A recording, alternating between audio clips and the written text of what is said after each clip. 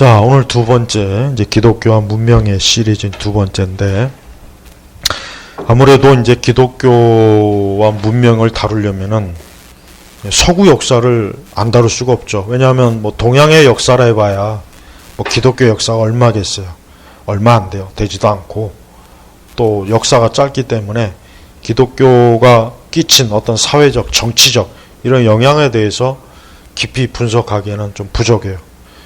그리고 또 하나는 어차피 기독교 문명이 짧은 이 동양의 역사를 보면 알겠지만은 서양에 비해서 확실히 모든 면에서 뒤져 있고, 또 여러 가지로 미신과 악습과 또 여러 그런 그 어떤 인간의 살아가는 데 있어서 어떤 죄악된 요소들이 여전히 깊이 뿌리박고 있다는 거, 이거는 뭐 분명한 사실이에요. 이제 서구 문명의 쇠퇴의 원인 중에 하나를 우리가 기독교 교육의 부재로 봐야 돼요. 이건 참 중요합니다. 여러분, 과거 이제 유럽이나 미국은 이런 사립학교뿐만 아니라 공립학교도 기독교 신앙에 대해서 가르치고 기도하고, 또 기독교 신앙을 가지고 있는 교사들이 아이들을 지도하기 때문에 기독교의 그 어떤 가르침의 그 진리의 그 영향이 당연히 퍼지는 거예요. 안 퍼질 수가 없어요. 그러니까 기독교 신앙을 가지고 있는 그런 뭐 학교 교사와 교육 관계자가 과거에는 주류를 이뤘어요. 주류. 그러나 이제 서서히 그 교육을 담당하는 그 관련자들이 이제 기독교 신앙을 가지지 않거나 그런 세속적 그런 그 사람일 때 결국은 교육이 어때요? 기독교에서 점차로 멀어지는 거예요. 예를 들면 존 듀이 같은 사람은 미국에서 이 공립학교에서 기독교를 그 몰아낸 가장 주인공이 존 듀이 같은 사람. 그러니까 존 듀이는 일반 그 당시 미국의 그 교육이 말 그대로 이제는 공공 시민, 어떤 공적 시민을 기르는 그런 교육이어야 된다 해서 종교 교육은 이제는 줄어나가야 된다. 종교 교육은 공공 교육에 이제는 들어와서 안 된다. 이 존 듀이가 가장 먼저 그걸 굉장히 깊이 있게 다뤘어요. 그러다 보니까 이제 존 듀이의 영향을 받은 그 미국 같은 경우는 이제 대학교부터 시작해서 중고등학교 어떤 기독교, 옛날에는 뭐 목회자들이 학교 교장을 하거나 대학교 총장, 학장하는 일이 흔했습니다. 미국 같은 경우 18세기, 그러니까 19세기에도. 그러나 이제 20세기 넘어오면서 서서히 이제 더 이상 목회자, 성직자가 교육기관에서 책임자의 자리를 지는 일이 이제는 점차로 그게 사라지게 돼 있어요. 그게 누구 때문에 그러냐면 존 듀이 때문에 그래요. 그러니까 학교 교육에서 종교교육, 여기서 종교교육은 기독교를 말하는 거예요. 종교교육은 이제 하지 말아라. 이젠 그런 공공시민을 길러내는데 왜 기독교 교육을 해야 되느냐, 이렇게 의문을 제기한 거예요, 이 사람이. 그래서 이제 그 사람의 이제 교육론을 영향을 받은 그 이후에 이제 그 정책 담당자들이 서서히 인본주의적인 기독교 신앙이 없는 사람들이 학교 교장이 되고 학장이 되고 총장이 되고 교사가 되는 그런 일이 벌어지는 거예요. 사실 존 듀이는 공산주의를 지지하고 러시아 혁명을 지지한 사람이요. 이 사람은 해결주의자고 진화론자예요. 그러니까 존 듀이는 굉장히 그 교육의 측면에서 기독교에 굉장히 해를 많이 준 사람이에요. 존 듀이가. 그러니까 이 사람 이후에 미국 같은 경우는 그런 공공교육에서 기독교의 영향이 상당히 어때요? 많이 쇠퇴하고 굉장히 그 교회 안에, 그러니까 학교 안에 인본주의적인 또 무신론적인 진화론자 그런 자들이 대거 이 학교 안으로 물밀듯이 들어오게 된 현상이 나타났습니다. 유럽은 그보다 훨씬 더 먼저 이제 유럽은 이제 1789년 그 프랑스 혁명 이후로 유럽은 이제 기독교, 카톨릭이든 개신교든 간에 기독교가 공공 영역에서 활동할 수 있는 여지를 아주 대폭 줄어들었어요. 그러니까 유럽은 미국보다 훨씬 먼저 세속화가 된 나라예요. 그러니까 유럽 같은 경우는 이제 더 이상 기독교의 어떤 영향이 이젠 더 이상 세속 어떤 영역에 들어와서는 안 된다라는 이게 굉장히 훨씬 빨리 그게 수립되었다는 걸 우리가 알아야 됩니다. 그 결과 이제 유럽은 훨씬 더 어때요? 미국보다 기독교의 영향력이 급속도로 쇠퇴하게 된 계기가 바로 그런 것 때문에. 기독교 문명, 이 서구의 문명이 주저앉게 되는 그 시기와 교육에서 또 공공 영역에서 기독교가 물러난 시기하고 같아요. 같다고 보면 돼요. 그러니까 우리가 지금 현 시점도 맞죠. 현 시점도 미국이나 유럽 같은 경우 왜 난민 문제 있죠. 그 다음에 또 인권 문제 있죠. 이런 모든 그 문제들이 어디서 발생했냐면 기독교적인 그런 교육이 사라졌기 때문에 그게 영향이 축소됐기 때문에 생기는 문제예요. 그걸 알아야 됩니다. 여러분 유럽의 문제가 복잡하죠. 뭐 특히 난민 문제, 그 다음에 뭐 또 다문화 문제, 막 이런 게 심한데 그게 근본적 원인이 뭐냐면 서구가 기독교의 문명에서 점차로 물러서니까 그 공백을 뭐가 차지하느냐? 다른 종족과 민족이 그 공백을 차지하게 되는 거예요. 주로 이슬람. 그래서 문제가 생기는 거예요. 이게 굉장히 심각한 거예요. 우리나라도 마찬가지. 우리나라도 지금 계속 지금 난민을 막 받아들이고 그러는데 우리나라는 더 심각해요, 사실은. 우리나라는 뭐 다종교 사회거든. 거기다가 이런 다종교 사회에다가 이슬람까지 만약에 들어오게 되면 어떻게 되겠어요? 우리나라는 완전히 화약고가 돼버려요. 화약. 자칫하면 종교 전쟁, 분쟁이 일어나요. 우리나라는. 각자의 종교에 어쨌든 투철한 이 전투적인 자세를 갖고 있기 때문에 어느 한 종교가 만약에 전투적으로 거칠게 나오면 다른 종교라고 가만히 있겠어요? 가만 안 있죠. 똑같아진단 말이에요. 우리나라같이 땅덩어리가 좁은 이런 영역에서 이런 문제들이 생기면 우리나라는 더욱 심각해져요. 근데 유럽도 그렇고 미국도 그렇고 이런 교육이 1948년에 미국에서 이 공공교육에서 그러니까 기독교 교육을 실시하지 못하는 소송 사건이 일어났어요. 1948년에. 그때 이제 대법원 재판관이 어떻게 얘기했냐면 민주사회를 위해서는 비종교 교육을 실시해야 된다. 아까 존 뒤에 그 철학의 교육론을 그대로 받은 거예요. 그러니까 그 대법원 재판관이 한 말이 바로 그거예요. 민주사회를 이루기 위해서는 비종교, 그러니까 기독교 교육을 실시하면 안 된다. 결국은 뭐예요? 그러니까 이런 학교에서 국가의 세금으로 운영하는 그런 곳에서는 주기도문도 하면 안 되고 성경 배우는 시간도 있으면 안 된다 이거예요. 그 대법원장이 직접 그렇게 판결을 내려버렸어요. 그래서 그 뒤에 더 시간이 지남에 따라 이게 서서히 이제 정착, 제도화돼서 오늘날 미국의 공립학교는 어때요? 기독교 교육이 없어요.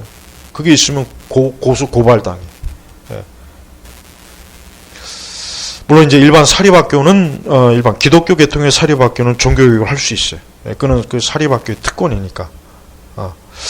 그러나 그런다고 해서 뭐 안심할 수 있는 게 아니에요. 왜냐하면 결국은 한 사회 전체가 서서히 기독교에서 벗어나게 되면 그 사회가 어떻게 되냐? 무질서해지는 겁니다. 무질서. 우리가 알아야 돼요. 미국의 저 문제가 흑백의 문제가 아니에요. 흑백의 문제라고 오해하면 큰일 나요. 그건 잘못 보는 거야. 잘못 시각. 문제의 원인을 잘못 보고 별 큰 원인도 아닌 거에 자꾸 보는 거예요. 더 근원적인 문제는 미국이 기독교가 더 이상 공공 영역에서 이제는 영향력이 거의 없다는 거야.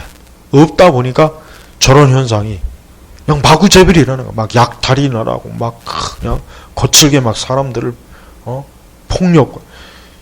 이게 그 원인이 뭐냐? 미국이 기독교의 영향을 받은 그러한 시민들이 점점 줄어들고 무신론자, 심지어 반기독교 이런 사람들이 넘쳐나니까 그런 일들이 발생하는 거란 말이에요. 과거 뭐 예를 들면 4, 50년, 5, 60년 전에 기독교적인 사고방식을 가진 사람들이 주류 사회였다면 저렇게 혼란스럽진 않아요, 미국은. 그럴 일이 없어요. 근데 그게 아니거든. 그래서 그러면은 기독교 교육을 몰아낸 결과 그러면 어떤 현상이 벌어지냐면 우선 학생들에게 죄의식과 죄책감을 학생들에서 제거해버렸어요.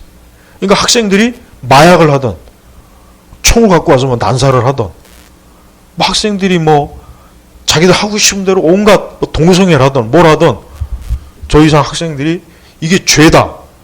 죄의식, 죄책감을 전혀 이제 상실이 돼버린 거예요. 만약에 매일 1시간씩, 일주일에 1시간씩 뭐 성경 보는 시간, 기도하는 시간을 가지면은 과연 그런 일이 일어났겠어요? 그러니까 미국의 총기 사고가 일어날 때마다 뭐 총기를 뭐 제한해야 된다 그러잖아요. 아니 그러면 과거에는 못 됐나? 과거에는 뭐 총기를 제한해서 그런 일이 안 발생했나? 그렇지 않아요. 학생들이 죄의식, 죄책감이라는 걸 모르는 거. 왜? 아니 성경을 안 가르치고 기도 안 가르치고 십계명을 안 가르치니 당연히 아이들이 어때요?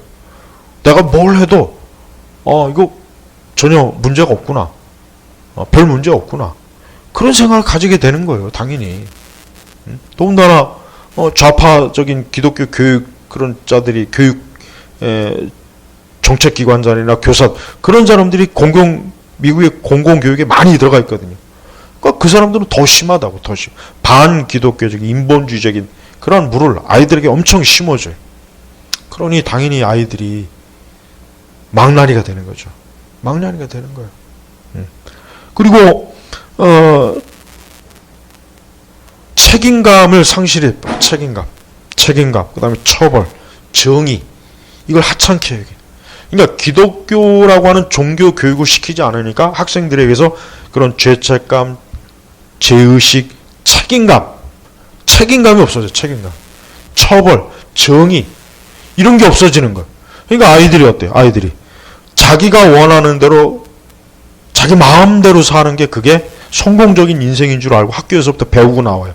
그렇게 배운 사람들이 그 사회 어느 영역에 들어가든 그들이 문제를 안 일으키겠어요? 당연히 일으킨다고요. 당연히. 그래서 지금 저런 거예요. 그러니까 미국의 본질은 다른 게 아니에요. 기독교가 쇠퇴하기 때문에 저러는 거예요. 기독교가 다시 번성하고 그러면은 기독교적인 그 생각이나 그런 세계관을 가진 시민이 많아지면 저런 게 없어져 버려요. 사라진다고. 근데 반대로 돼가고 있어요. 반대로. 그러니까 기독교는 타락한 본성을 성경의 진리로 다스리고 통제해야 된다. 이게 기독교의 원리, 교육의 가장 원리라고. 기독교는.